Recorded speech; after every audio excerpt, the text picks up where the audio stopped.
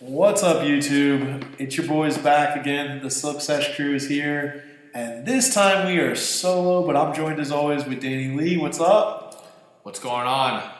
Not a whole lot. This is the first one we've done solo in a while. Yeah, we don't have a guest this week. I think it's good sometimes just take a break and kind of just dive into stuff ourselves. We actually have a lot to talk about this week, don't we, Jordan? We do. When it's you and I, we talk a lot more about poker, a lot more things going on in our lives, and we don't feature the guests. So, yeah, we do have a lot more things going on. I understand you got a big trip coming up. I do. I'm going out to Las Vegas. I'm leaving next Tuesday. World Series of Poker is going on right now. And usually when I go out there, I usually go with a bunch of friends. We'll just kind of mess around, drink, party, gamble. Poker's like literally the last thing that we do, but this time I'm taking a different approach to it. Lately, I've been very unmotivated to play, and I honestly can't explain why. It's just like how my body and how my brain's feeling. When you play poker for 8 straight years, all day, every day, sooner or later you're gonna get sick of it. So this trip is pretty much just gonna define whether or not I'm gonna stick with poker as like a serious job, I guess you could say, a serious source of income. You don't seem to be a fan of that. I'm going out there by myself, do you? Well, to be honest with you, no. Are you sure you're just not mad that you can't go? No, that's what I was gonna say. Like, obviously, this is right around my birthday. My birthday is on Monday, and we usually end out in Vegas right around this time. So yes, I'm a little upset I can't go on the trip. I did invite you, but I'm a little surprised that you're going to go by yourself. Okay, so think about it. The first time I ever went to Vegas, we played a lot of poker, actually. I remember that. And we've been to Vegas probably like 3 or 4 times since then. I don't think I've played as much poker throughout those like 3 or 4 trips as I did the first trip entirely. So basically the reason for this trip is to take poker a little bit more seriously. I won't have any distractions. I won't have anybody there, trying to get me to party, gamble, go in the pits, any of that stuff. And maybe this would just kind of get me back on track as to being more motivated to play more poker and play better poker. Because I'm not going to lie, I haven't done very well lately as far as making money and playing as much as I usually do. We've been to Vegas 5 times. The first time we went, heavily focused around poker. The last 4 trips, heavily focused on gambling. Yeah. But we had a good time. I think every time was a good time. It was fun. But hey, if this is what you need to kind of figure out, where's that motivation, I'm all for it. Like I said, I wish I could be there. You can, though. No, I can't. So see, I'm so motivated. I'm even staying at the Rio, which is not even on the Strip. We usually stay at Planet Hollywood, centrally located, great spot. It's right by everything. The Rio is not even on the Strip. It's where all the World Series of Poker events are taking place. There's gonna be a lot of cash games out there, and my plan is to just grind cash literally all day, every day for 3 days straight. And hopefully I don't get sick of it. Hopefully I turn a profit. But like I said, I need to get that focus and that urge, that drive to get myself back into the poker mentality that I've had for the last 8 years. You really think like the new venue, just being out there, is really what's gonna It's not necessarily the venue, but the fact that I'm out there alone and I'm taking a cross-country trip by myself. I'm not gonna lie, it's a little weird sometimes to travel by yourself. They seem to think it was weird because it's Vegas, because Vegas should be a location where you should go with a group of people. But if I'm going out there for quote unquote business, I think having just myself there with no distractions, just focusing on poker, staying away from the Strip, the partying and all that stuff, I think that'll do me a lot better.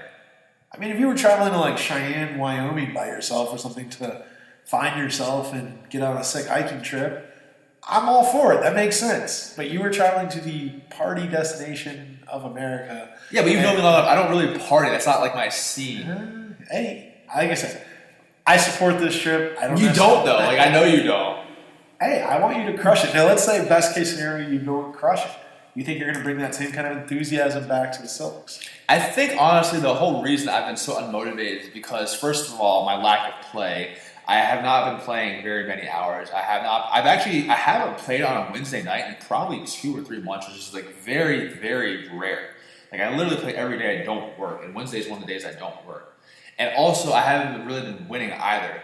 So I feel like if I put in, a solid 3-4 days of poker and I turn a nice profit, it'll just kind of get me back in the right mindset of wanting to play more. Considering this is technically my job, I need to take it more seriously. And if I come back from this trip still unmotivated and lose money, then I think it's clear that I have to take a different, road in life. So are we looking like doctor or like? I mean, surgeon? that's something we have time to figure out. But this trip right now is the number one thing on my mind and what I'm really trying to focus on. So if this trip goes poorly, you're going to come back and we're going to... I told you this before. If this trip goes poorly, I think it's time to hang it up, time to retire from the game of poker. I may play once in a while, but obviously not as much as I usually do. And you seem not to also believe that I'm going to ever retire from poker. Well, I don't think you'll ever retire. I mean, I think we'll always play. You and I will probably always play in some facet forever. But yeah, I mean, I don't know. I have a hard time finding you like getting a real job. But I don't know. I mean, I'm not gonna lie. It's been a while since I've had a quote unquote real job. But sometimes you just gotta change it up. I can't play poker for a living forever. It's true. I could, but that's not very healthy. I hear women like when you have real jobs, so that could be good. Hey. So, what are you excited to do out there? Obviously, you're staying at the Rio. You're gonna play a lot of poker. Anything else you're gonna do? You're gonna go see some sights. You're gonna do anything fun? No, like I said, because I'm by myself, I'm just kind of focusing on literally just poker. 1, 3, 2, 5, maybe some PLO, maybe some OFC. By the way, if anybody wants some action, I don't know what you're having. If anyone wants a piece of my action, I'm thinking about playing a little bit higher. So you can always tweet that to us. You can leave comments on the YouTube. I just sometimes obviously when the money's bigger, the competition's higher, you play a little bit better. And like I said, I'm just mostly focusing on poker, trying to grind on a nice profit, just trying to get that urge back that I've been missing for the last few months. Any nice dinners we got? I mean, we hitting up SW Steakhouse or what? Well, it's kind of weird that I'm going by myself, so I don't plan on doing any of that. Our next trip for sure could be a lot more laid back, a lot more just kind of partying and whatnot. But this time, just business. The NHL schedule comes out on I think Tuesday of this week. So first thing I'm going to be looking is to see when the Lightning are in Las Vegas, and that'll probably be the next trip I will take when the Lightning are there. So last year it was in October. The year before that they were in Vegas in December. I prefer them to be in Vegas maybe like October, November-ish. A lot of college football to be bet out there, a lot of NFL to be bet out there, and obviously we can go support the squad. So after you come back from this trip, you can plan out our trip, mean sometime fall, where we'll get out there and see what's going on. I just realized what you just said. That will be my third trip to Vegas in 4 months. I'm going there next week. I'm going there again for September for a friend's wedding, and then I'll be going out there again in October. But I'm glad that the 2 times that I'm going later on in the year are just more for like casual fun, because I like to have fun. But this time it's just all about the trip and trying to make money. So, hey, I think like I said, make sure you get lots of video out there. People want to see what the day in the life of the grind in Vegas is like with Dan Lee. So yeah, it's literally going to be nonstop poker for 3 days. Haven't done that in a while, so hopefully it goes well.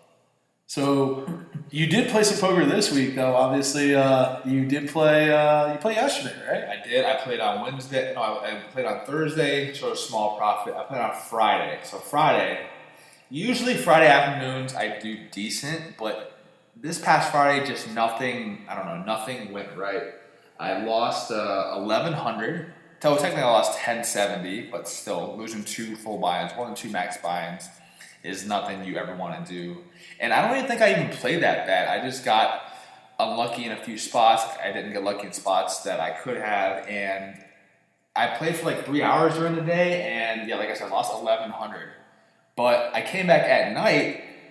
I got, just took a little break. Sometimes all you need is a break. And I kind of got back in the right mindset. And instead of playing 1-3, I play the 1-3-6 with people like you, our good friend Dustin Bradley, the legend himself, Phil Pacheco. And a couple other people were there as well. And what I will say is, between losing 1070 during the day and the nighttime, I actually only lost $42 for all of Friday, and I will certainly take that. That is just a huge, burden lifted off my shoulders. Because I did not want a 1K, loss of a day going into Vegas. That would have been terrible.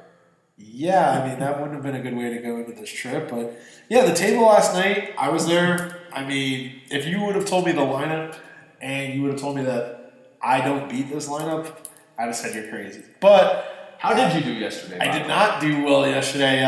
Got to the Silks around 9 o'clock. I was on the 136 list, and I just sat down at a 1-3 table while I waited. Played maybe a couple hands. I think I left that table up like $70, and then I finally got called to come to the 136 table. Great table. I mean, you've got, like you said, the legend Phil is there. You've got Rich, who is great action there. Dustin Bradley, who you guys, if you listen to this, you're probably very familiar who he is. He runs like God, by the way. I don't think I saw him miss a hand yesterday. I'm not gonna lie, he did make a lot of the right plays at the right time. Something that, the average Dustin wouldn't do, but the upswing Dustin would do. That makes sense. Yeah, I mean, there were really only 3 other spots at the table that maybe weren't good equity spots. You, Dustin, Menace was there. Menace pretty much stays out of my way. Dustin was pretty active last night, which kind of obviously caused my downfall last night. Dustin's activity level kind of made me, I don't know, I mean, in a sense. Was it like a specific hand you're talking about or something? Yeah, we'll get into this hand. I mean, essentially what happened here is I was opening pretty light every time Dustin was the 6, every time Dustin was the straddle. Was there a reason for that?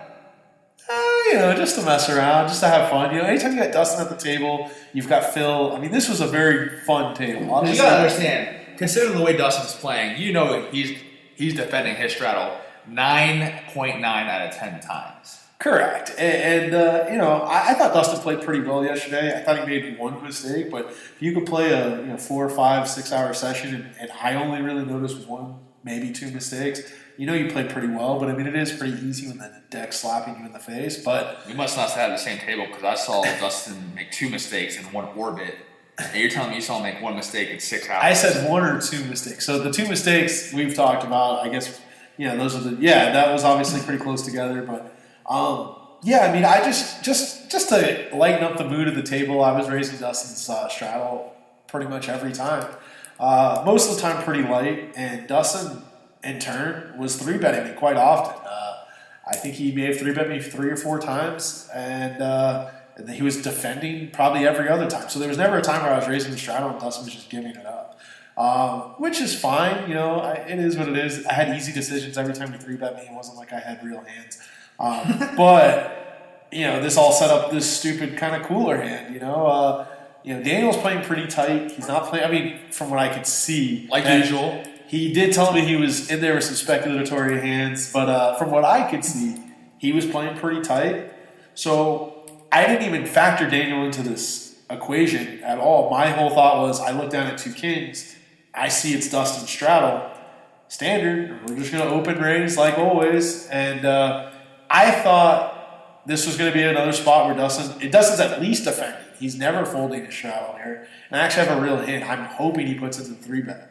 Well, every time that Dustin's a straddle, the way the table is, Daniel is actually always a button. And I love it. So when I opened with 2 kings, Daniel's on the button, and he 3-bets me. He 3-bets me with a big hand. He 3-bets me with 2 aces, which is kind of silly. So it gets to Dustin, and Dustin actually gets out of the way. And I'm thinking, okay, Daniel has been at this table a while. He's probably seen that I've basically been picking on Dustin's straddle. I don't think Daniel has a real hand here. He's on the button. He's seen me fold to a lot of Dustin's 3-bets. He knows I'm opening pretty light. This hand's garbage. So I don't want to lose Daniel here. I want to give him a chance to lose some more money.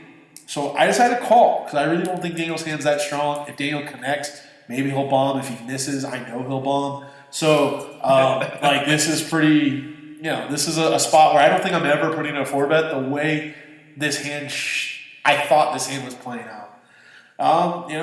We get a jack-high board, and I check to Daniel. Daniel C-bets like I expected. The betting size was didn't really play a factor in kind of what I thought his hand was. I thought he was going to be basically betting any board. So I called. The turn card brings a 10. Still jack high board with a 10 on the turn. There are 2 spades. And this is a kind of a weird spot. I don't really like the 10 because, I mean, Daniel could 3-bet me here with jack 10. It's very believable he could do that. Daniel could also have a hand like king queen and 3-bet me, but it's unlikely being that I have 2 of them. But the 10's like a card where I'm not a huge fan of it. But I checked, and Daniel kind of hesitated for a minute. So I'm not gonna lie, I wasn't a huge fan of 10 either, and I contemplated checking back, but I feel like Jordan had a really awkward stack. So I didn't want like a river to come, like, and he puts in like a bet, and like he only has like $100 left, and he bets 200, and I'm in this really weird spot. So I just decided to bet, and like, you know, if he's got me beat, he's got me beat. yeah, Daniel bet pretty large on the turn, almost a pot size bet on the turn, and that's when I realized he's not making a play, like he's not bluffing. I was pretty positive Daniel had an overpair. I thought I was praying it was queens. Pretty sure it wasn't 2 kings. I have them, and it's either aces. So at that point, I do have kind of a weird stack. You bet like 225. I bet 225. I think I have 360. Yeah, but 225 and about 270, and Jordan doesn't take too long before shoving it all in. And it's funny because like I didn't snap call because I literally looked at his stack and I literally said, "That's it." So even if I was bluffing, I kind of have to call with like what, an additional $100 or so. Well, I know you're never bluffing on that turn. So I mean, I know you either have queens or aces, and you were just hoping it was queens. I was just hoping it was queens. As soon as he called, I said, "How big's your overpair?" And he asked me what I have, and he goes, "I have 2 aces." We ran 2 boards, and well, I didn't know what Jordan's hand was yet. I mean, he knows I have queens or aces, but I think he could easily have a flush draw. He could have queens. I don't think he'd ever playing jacks or 10s like this. I think kings are the last hand I put him on. But the first board, the first turn, the first river came a 9. So anyway, the queen makes it straight. So he's like, "That's you." And I'm like, "The hell do you have?" The second board paired ace on the board. He's like, "That's you." I'm like, "What the fuck do you have?" So my hand's already face up, and he just mucks, says nice hand, and later claimed to me that he had 2 kings. I think what what was just sickening about that whole situation was I thought I was playing pretty well up until that point, and I thought I was trapping Daniel, and like that was like the whole thing that kind of like bothered me because I was literally thinking, you know, wow, like this hand couldn't have played out any worse. I don't think there's any scenario. I started the hand with about $500. I don't think there's any scenario where I don't go broke that hand. But the mindset that I had of just, I'm actually trapping Daniel, and then realized like I just got cooler was kind of frustrating. I don't know. I said nice hand, mocked my hand, and then I don't think I played well after that. So you would say that hand clearly affected your play for the rest of the night? Absolutely. I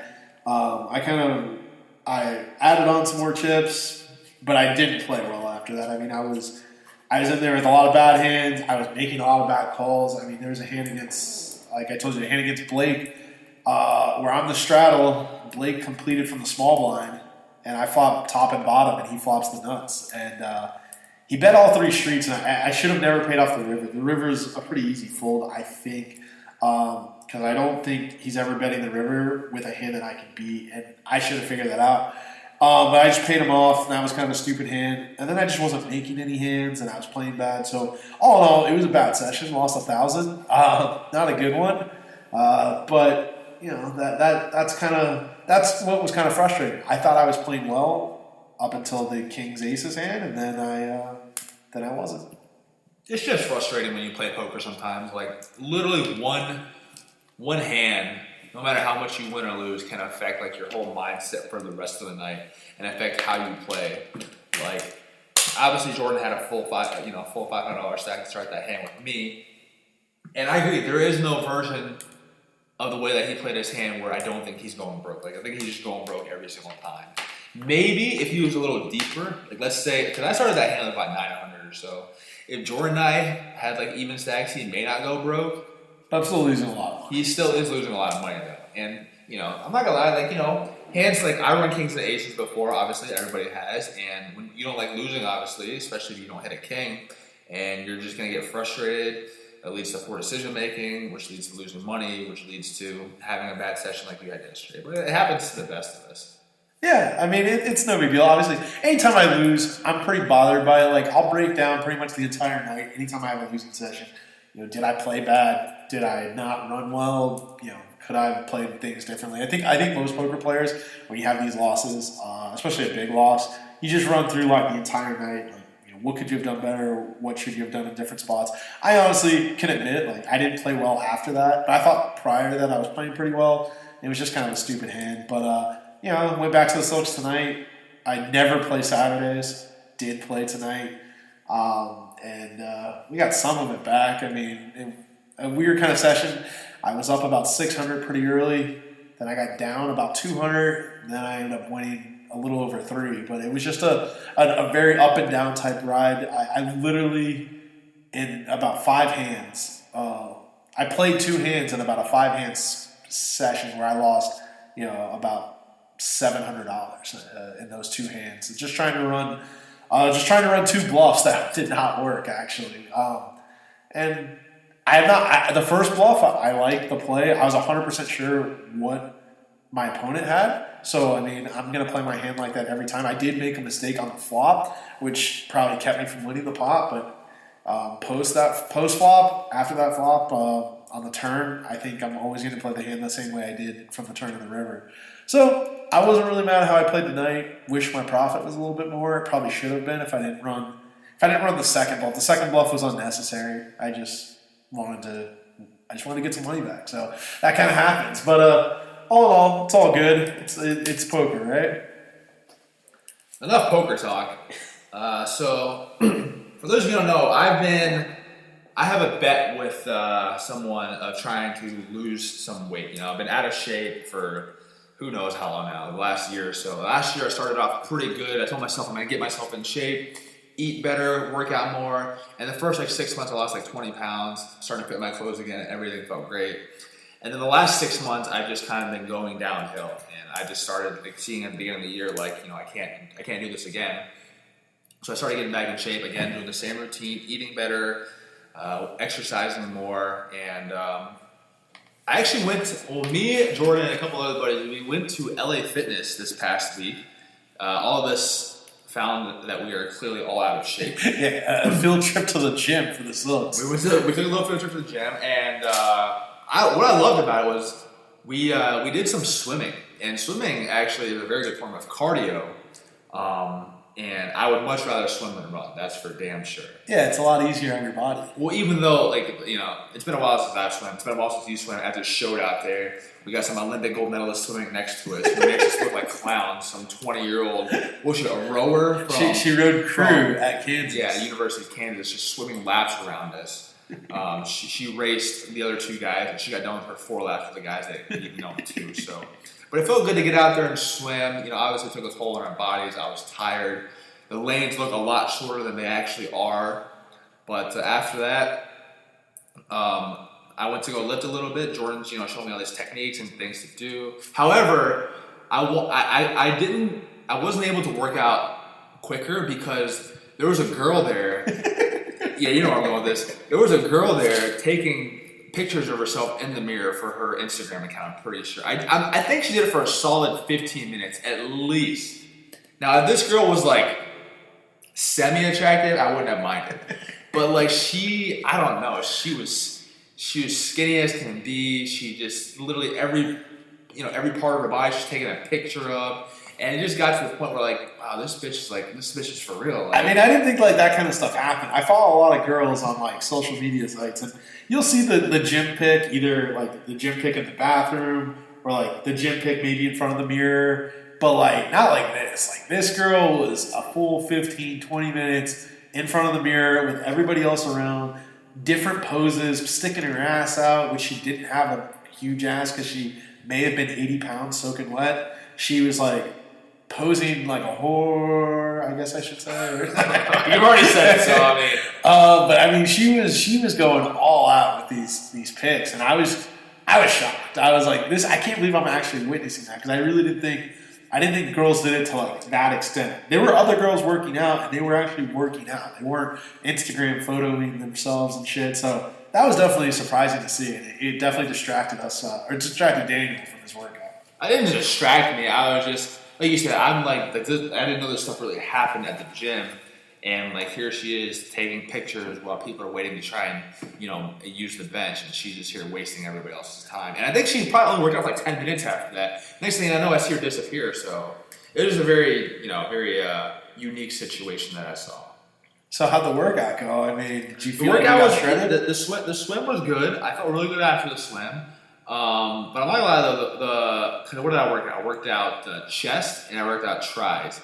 And it was, I think I worked out chest and tris maybe the day before or a couple days before. I wasn't really sore, but like towards the end of the workout, you could tell still that I was struggling because maybe the weight was too much or maybe I just done too much at that point. But I feel like, I'm getting back into it, and I should, if I keep this regular routine up, I think I should, shave off a couple pounds each week and I should be fine. Yeah, I need to hit the gym, but I don't know. I don't know what's stopping you. Well, first of all, there are so many gyms within driving distance from you. They're cheap as fuck. You can literally go after you get off of work. You can definitely go on the weekends. I know that. I mean, I'm not gonna lie. You're not the slim guy that you once were. Yeah, I mean, obviously I don't look like Thor anymore, but you never did. Oh, okay. But I don't know. I went with them. First of all, we did the swim, which I thought was fun. Getting to see Anthony Delegro in the pool, Paul Hayes, our guest from a couple of weeks ago, getting to see him in the pool was interesting. Apparently, he's a sick swimmer. He is. He was an impressive swimmer. I mean, from what we kind of saw, we didn't get like a full display, but apparently he was a pretty competitive swimmer back in his day. And if you've seen Paul, just his appearance alone, you wouldn't think that. So definitely surprising to see his aquatic skills. We hit the sauna after that. I love the sauna. Like, Dan Lee is not the biggest fan of the sauna. I was in there for at least 5 minutes. But I love the sauna. You sweat. It like relaxes you. It gets fucking hot, but that's the point of it. And then when we came out of the sauna, our boy Dustin Bradley, some of you guys have also heard of him as well. He likes to think he's Steph Curry, and he decided to play ball at the gym. So we went and checked on him. I literally watched him play for 5 minutes. I saw him take 2 shots. Both of them hit the side of the backboard.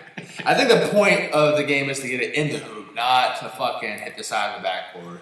And it's funny because like you look at everybody out there, everybody is like in decently shape, and then you see like this big fucking penguin coming down the court, just waddling, But he said he's trying to lose weight too. He said he's trying to lose 40 pounds by Christmas, which I think is doable. Don't know with Dustin's, motivation and drive and schedule if he can do that. Like, I think he said he ran 5 games, but he looked fucking exhausted after that. He said he could play 5 more, but I definitely don't believe him.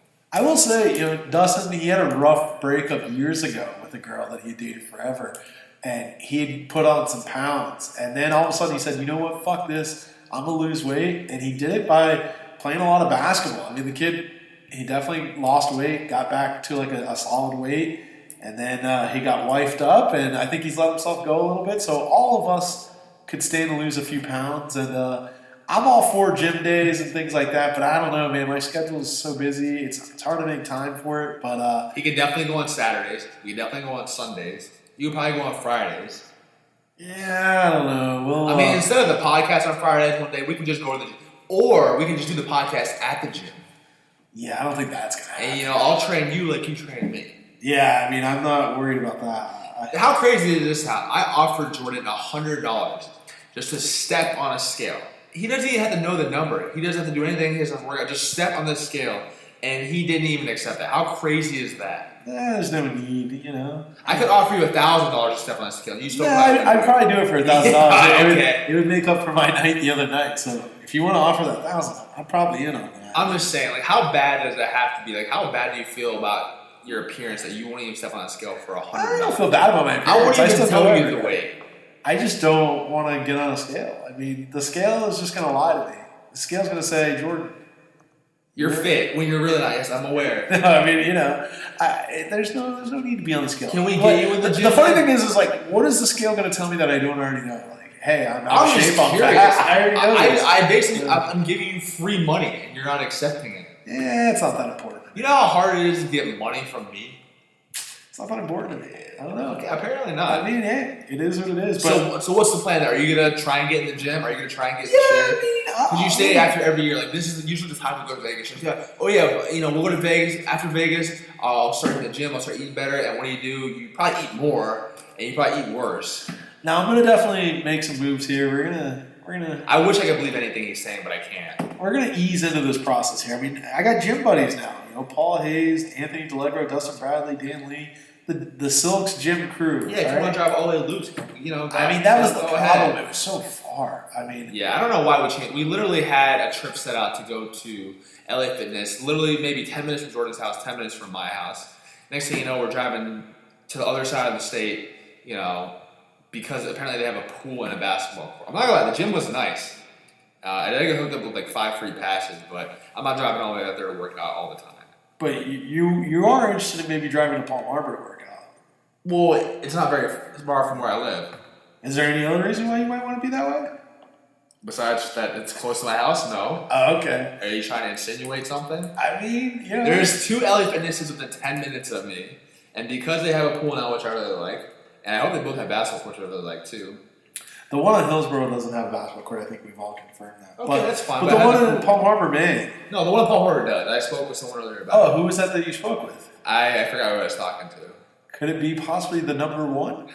I don't know what that means. I didn't do a segment with the number one. Could it possibly be the number one?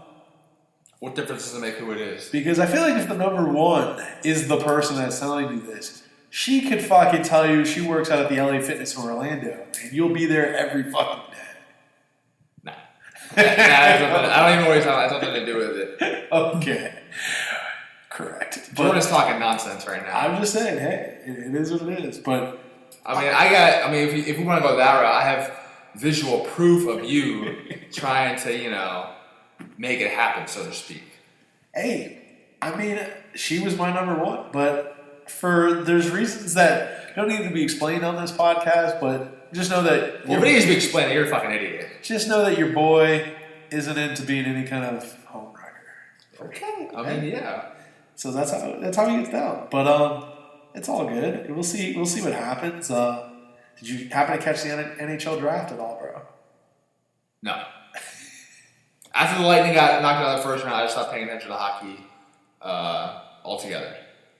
I did catch the draft, the first round draft, the NBA though. How'd you feel about that?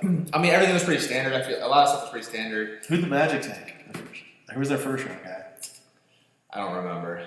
Okay. I just know that they're going to be bad for a really long time. But everything was pretty standard. Zion was first, John Moran was second, RJ was third. I guess you could have flip flopped 2 and 3. Yeah, 2 and 3 may have been flip floppable, but I think Barrett's a good fit in New York. So I do too. You need some star power in New York. Maybe that will drive some big superstar like Kyrie. Who else is out there? KD, somebody like that to come and give the Big Apple something they haven't had in a while, which is like a winning team. But who knows, really? I think it's safe to say, or you never really know, but it looks like the Warriors' throne is, their whole dynasty may be over now. Well, they're definitely going to struggle next year. Obviously, they won't have Clay, and KD is done for the year. So, they're going to struggle. I would still put money on them maybe just to win the championship because apparently Klay Thompson said he's coming back in February. I might do that next year. They're plus 1,100 right now.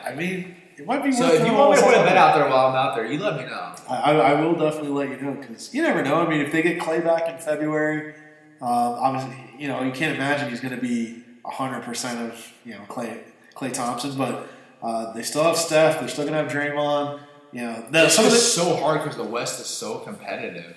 Lakers now are apparently the favorites. You still got the Rockets. The Nuggets are up and coming. All these teams, the West is murderer's row. So I do think that would be kind of tough. But if you get the right price, it's not a bad idea. If throw a little money on them, see what happens. But who would you make the favorite out of the West? Would you make the Nuggets the favorite, or do you think the Lakers are the favorite? Who's the favorite? On paper, the Lakers are the favorite, but the Nuggets didn't even make it out of the second round, so I don't even know where you can go with them.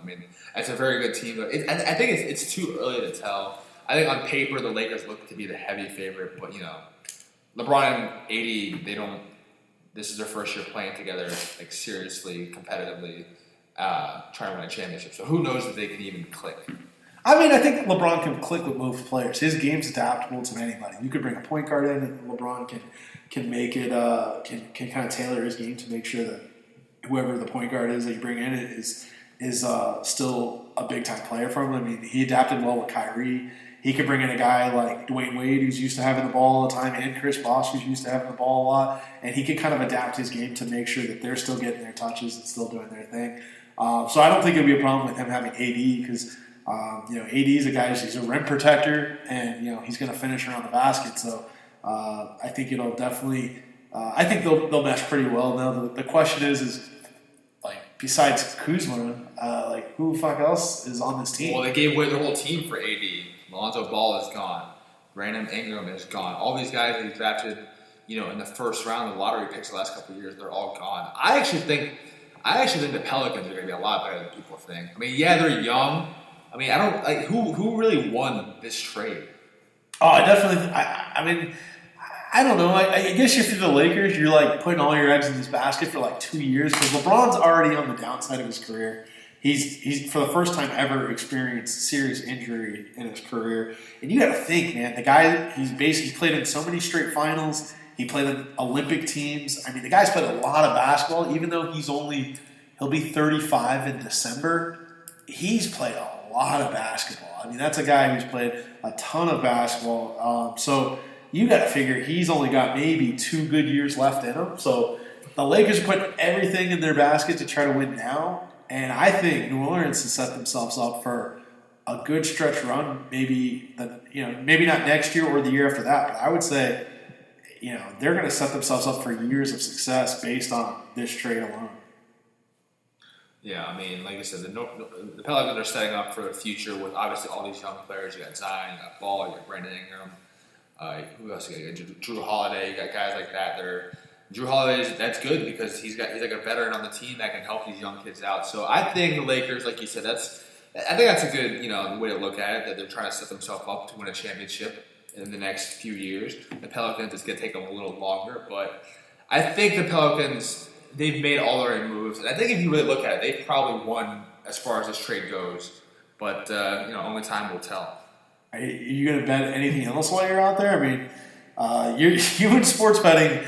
Yeah, that's why I'm on sports betting. I haven't had my fair share of success on that. That's why I'm on sports betting because I don't like leaving my money. I guess you could say is I don't like relying on the referees, the players, and the outcome of games, deciding how much I win or lose. Because the first year I bet, I remember, it was a stupid bet. Like, every bet I made has actually been pretty stupid. I like this bet. But the first year we went out there, it was a Monday night game. It was the only thing playing that night. It was the Redskins versus the Eagles. This is the year the Eagles won the Super Bowl. And this was the year that we found out like they were like the real deal. Like Carson Wentz was like legit.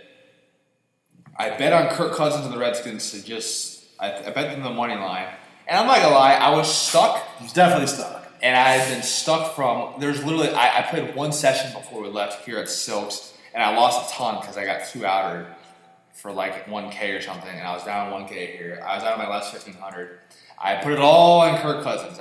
Old faithful, just, relying on him. Clearly a mistake, but it was sick because I had to bet 1,500 to win like 5,500, and like the first first half, I was feeling good about it, and then like the second half, just like nothing went right, and like there wasn't even a sweat. Like I just lost. So I'm down 1,500 right there, and I think I had $500 left. Obviously, I lost that too, but Daniel asked me like, "What's a good amount to put on it?" 200, 300. I said, yeah, that's probably fine. You're stuck a little bit. No need to try to get it all back from this bet, but this will definitely help. I told him I didn't really love the bet, but I don't think it's unrealistic to think Kirk Cousins can, make it happen one night at least. And so he's at the window to pay for his bet, and he's like asking me how much money I have on me. I'm like, why? And I'm like, because I'm thinking he's just going to bet like $300-400 on, which I know he has. He's like, I'm thinking about upping my bet a little bit. And then all of a sudden he's saying, yeah, let me get $1,500 on the Redskins to win money line. And I'm just, what the fuck? But hey, like you said, it was a sweat. The first half was fun. It was good. And then the Eagles were like, yeah, we're about to be Super Bowl champs, and just shit on him. Yeah, if I knew the Eagles were like the real deal, I probably wouldn't have done that. So, but, that was a rough sports betting event for Dan Lee. His first ever sports bet, $1,500. I think that's pretty standard. I think what I'm going to do from here on out, at least when I go this week, is I'm not going to bet like the results of games. I'm just going to like futures. Like clearly the Packers are winning the Super Bowl this year, so it would be insane for me not to bet the house on the winning the Super Bowl, let alone the NFC. So I'm probably going to do that. I'm thinking about putting a little silly bet on USF to win like the national championship because it pays sick odds, especially if you combine it with the Packers winning the Super Bowl. I think we did the math. If we bet like $500, we win like $1.5 million or something crazy like that. Yeah, it's a deal. It's a steal. I mean, it's very, very, very unlikely, honestly, for either of the things to happen. But if it does, I look like a fucking genius. I mean, if not, I look like a fucking moron. Hey, that guy bet what did he bet? $400 on the St. Louis Blues to win the state. $250 to 1, and he's $100K richer. Yeah, to win the Stanley Cup. He bet it like January 3rd or something. And just like me, he bet with his heart. Yeah, well, that's a little more realistic. Well, the thing is, the Packers winning the Super Bowl is more realistic than the Blues winning the Stanley Cup. You told me the Blues were like the worst team last year. No, so the weird thing is, I mean, I'm not going to take tons of credit for it, but I mean, I pretty much thought this was. First of all, I didn't understand why they were so bad. I said going into the season, I think the Blues had one of the top 5 rosters. They made a ton of offseason moves, and I loved all the offseason moves they made. I thought they gave slightly too much up for Ryan O'Reilly, but he ended up being the MVP of the playoffs, so what do I know? But I love that roster, and for them to be dead last in the start of the year, I thought that was kind of crazy. And for some reason, I still thought they had a chance to make the playoffs. Now, at that point, we'd seen enough of a sample size that I'm like, this team's not winning the cup, but they're still good. They should. I mean, they could make the playoffs. Like, that's not unrealistic. But once they got in the playoffs, and then they almost won the division, which was incredible. Once they got in, I told everyone, anyone that was asking me about a futures bet or what the odds are, everyone was dead set on the Lightning winning. And I'll be honest, I thought the Lightning should have won.